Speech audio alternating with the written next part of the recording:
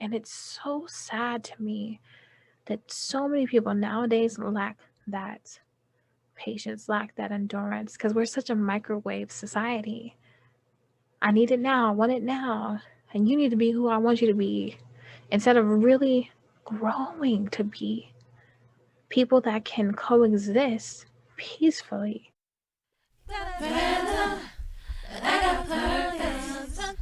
Things coming together so beautifully. One day it all makes sense. Just you wait and see. Take this journey with me.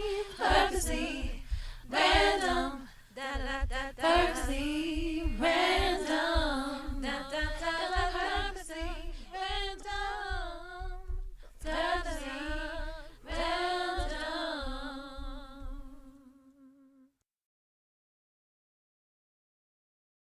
Hey, what's up, you guys? It's your girl Angelise, and this is the podcast Purposely Random, a podcast by Angelise, and I am your host.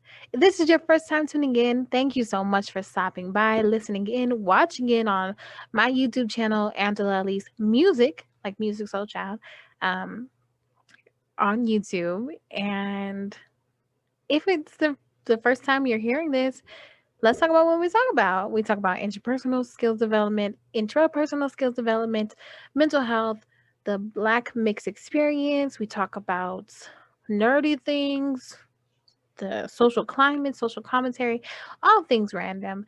And if you would like to hear and learn more, keep listening, and also subscribe to my YouTube page, subscribe to my podcast on all of the places you can listen to podcasts. All right, let's get into the theme song. I forgot to tell you guys I'd be singing on here too. So today's episode, we're actually going to be talking about the movie One Night in Miami. So spoiler alerts. I'm not really going to get into like the actual movie, but just kind of some thoughts that came up as I was watching the movie, that are really about listening and hearing hard, listening, hearing, and speaking hard truths. Your self image versus the perspective of others, and how to make that, how to kind of rectify the two inside your mind, and make them your reality if so be it. Um, so let's get into the theme song of this episode. That's right off the top of the dome, because that's what I do. Um, you may not want to hear it. It may not even ring true to you, but it's a perspective that you might want to think about. Think about if it's true. Go ahead and do what you want to do with it. But if it ain't feeling like something you want to do, go ahead and move.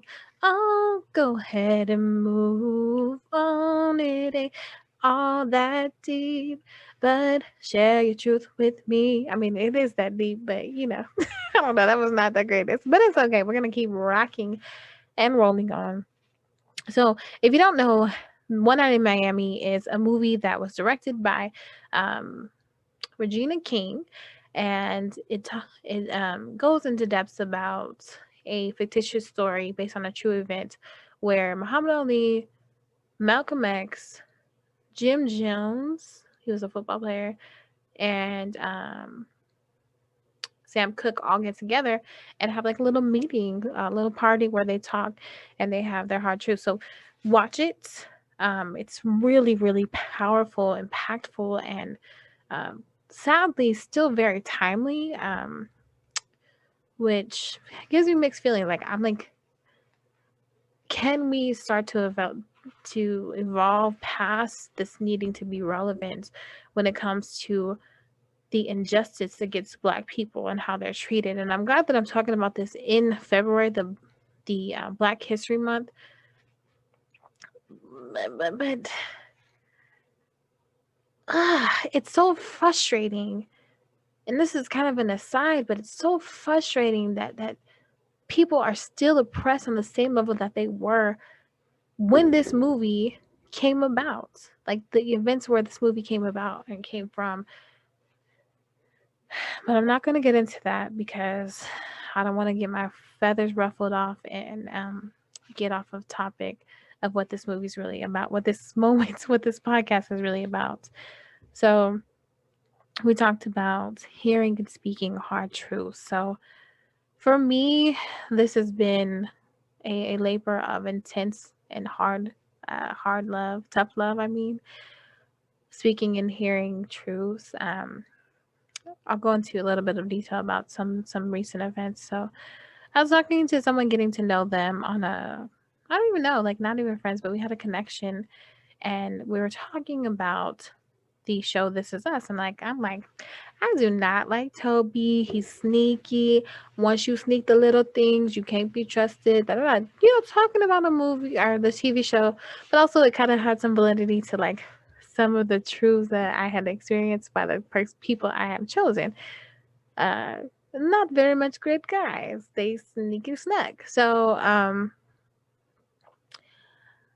the person I was talking to took that. We were talking about randomly. So we talked about This Is Us, but then we also talked about Life. Life, one of my favorite movies. Okay, let's look. Quick aside. I know almost all the stuff from Life. I's tired, boss. White's only pies. New York City's. New York City 1, New York City 2. It's a gun line, boss. Like, the Boom Boom Room. Like, that movie, I love it so very much. Like, you gonna eat your cornbread. Like, listen, it's been helping me with this coronavirus situation. But, they were like, oh, I said, if Ray's better than me, because ain't no way, after I found out that you just tried to leave me in jail while you got free, and then you just found out that you ain't getting free, now you trying to run away with me, that I'm going to let you run away with me? I would have a hard time forgiving that. And the person was like, that I was talking to in real life, they were like, you have a hard time forgiving people. Like, you try, but it seems like you hold grudges. And that just been your girl spiraling, because I'm like, what? And they said a lot of other things, talking about, you're a really great person. You always try to encourage people, and you're a great praise and worship leader, and you do all these great things. But that negativity, it'd be sticking much harder than all that nice stuff. Because I'm like, I can be nice to myself. I need somebody to see the things that are nice about me, and don't say the bad things.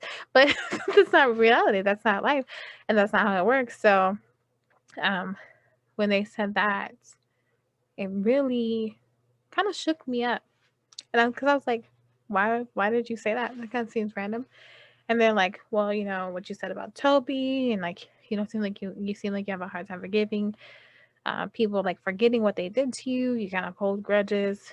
Do you hold grudges? And I was like, well, I mean, kind of, yeah. I hold grudges. I don't mean to. And it's not even grudges. It's like more so I hurt them to the hurt and the pain of what people did to me. And we ended up having like this kind of long conversation, and I was like, I'm kind of like tired of like talking about myself, so I kind of want to just like not talk about this anymore. So we can still talk.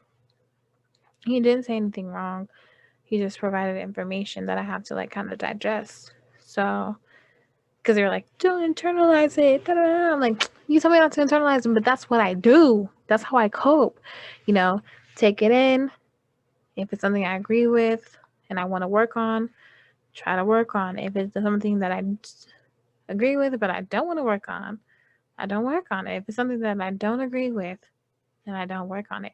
But let me try to at least see where you're coming from, so we can maybe adjust our interaction, so I don't cause you to feel slighted or stumbled or bringing up any triggering things to you. Like, let me evaluate those things by offering me your hard truth, your honesty, without judgment, without me thinking less of you, but just let me just hear what you have to say. Open up to me, even if it's about me, which sometimes I'll be like, just not right now. Just not, because I just found out my friend had passed away. Then we were watching Mandalorian, and it was like, Mandalorian was supposed to be my escape, and now we're talking about me. Great. It's amazing. Um, it was not amazing. I did not like it. But then we ended up talking again, and they apologized and said that they shouldn't say everything that comes to their mind, especially when it was like there was no purpose or point to say it. Um, and I was able to express, it was just more so a timing thing, and I still want them to open up to me, and there was some truth to what they said, so we're good, we're cool. It's not a big deal.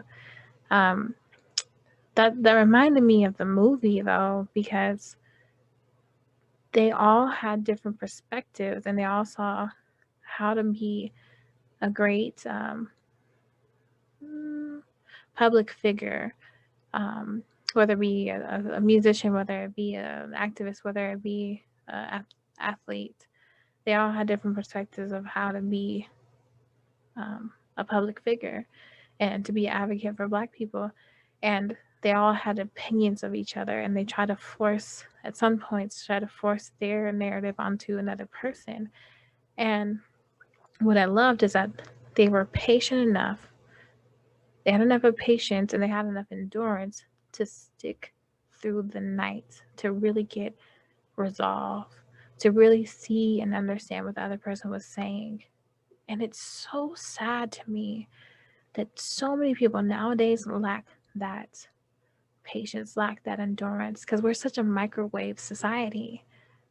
I need it now, I want it now, and you need to be who I want you to be, instead of really growing to be people that can coexist peacefully. I'm not asking you to be and think the way that I do. I want you to. It'll make it easier for me, but it also would probably leave us very stagnant if we all thought the same thing. And I don't want to be stagnant. I want to move forward. I want to move on. Um, Regardless of if my friend thinks that I have a hard time moving on, I do want to move on. So I love the movie for that, and I'm so excited to find more friends like that.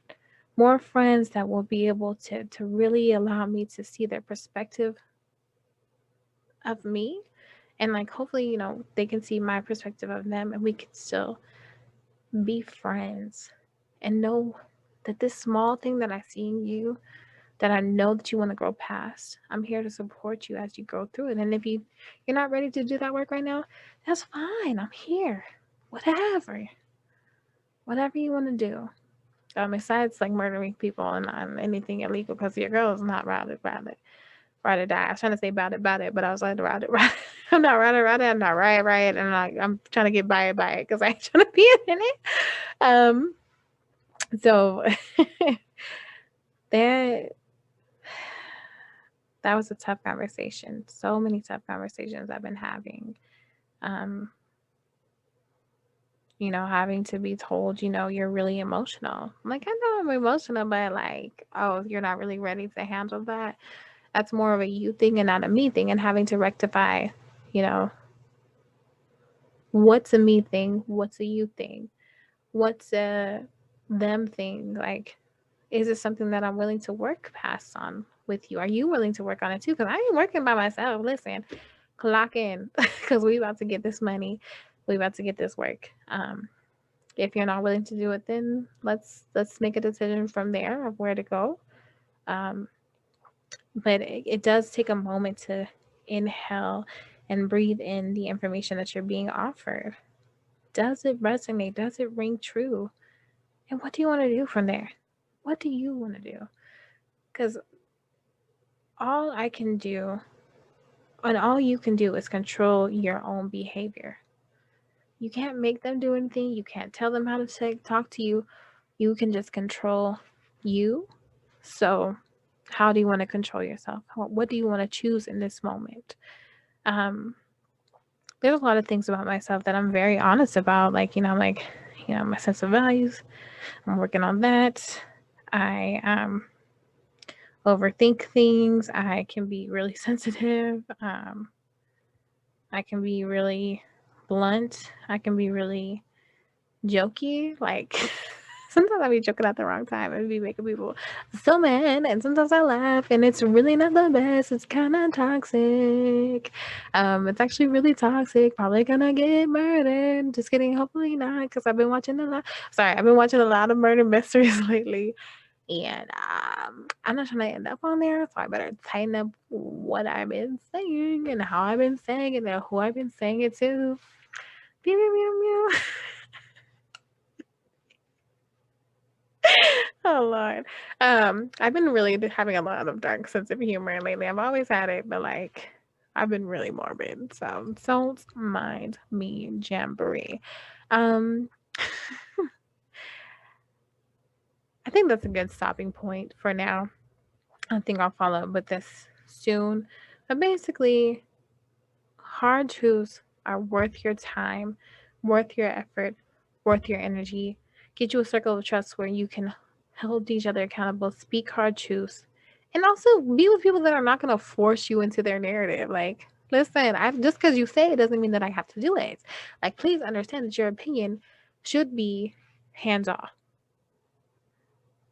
It should be like this is what I think you should do, but it's your life. But I'm just saying, like, just do you. Because at the end of the day, you're the only person that lives with you every day. I can go home, and even if I live with you every day, I got my own bedroom. And if I don't got my own bedroom one day, you better tighten up, and we better go to this counseling, because we're one. You better work on it, because I'm gonna work on it too. Hold me accountable, baby. I love you. Anyways, I've been so goofy with my imagination, my imaginary husband. Baby, when you hear these one day, just know I've been praying for you. I've been longing for you, and I've been preparing myself to be whole and be a compliment to you. Speaking of compliments, what about this makeup though? Ew, ew, giving you lashes, giving you. Okay, that's enough. All right, so let's get into our final segment of today, and that's where we're going to talk about 3,000 questions about me. Please provide your answers down in the comments below. We're going to do number 1,516. What common pitfalls do you find yourself dealing with in your work life? Pitfalls, work life. Mostly like getting overstimulated. I feel like when I'm overstimulated, I shut down because of my brain injury. I also kind of get irritable because of that brain injury. I also, when distracted, I also have a hard time with like communication with my supervisor. And I know I could be doing better, but I'm like, girl, why are you my supervisor if you don't even try? That's my pitfall. I need to step up to the streets, and I pray that my biggest pitfall, honestly, if I'm being 100%, is I'm too patient when I don't need to be patient.